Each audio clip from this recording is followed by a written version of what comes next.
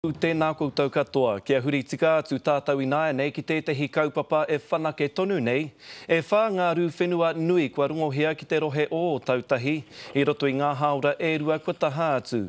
E ono te kaha o te rū nui i te rua tekau miniti i muri mai i te rua karaka.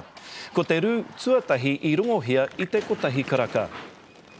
Kia whakawhiti atu tātou ināia nei ki te whare pāremata, kei reira i tēnei wā te pirimia a John Key e kōrero ana mō te rū.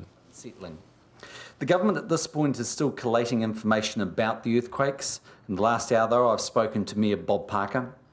They are considering whether to declare a local emergency to allow them to better respond to the situation. He's advised me that there's more damage to the CBD and eastern suburbs. Power is out in some areas and there is further damage to water and wastewater services. There's also new liquefaction. It's another blow to the Christchurch residents who have already endured so much. However, today's events in no way weaken the government's long-term commitment to rebuild Christchurch and surrounding areas.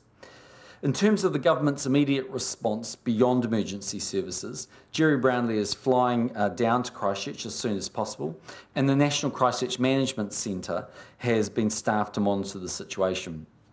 I acknowledge that this has been a setback for Christchurch and its people, but it does not lessen our resolve to rebuild.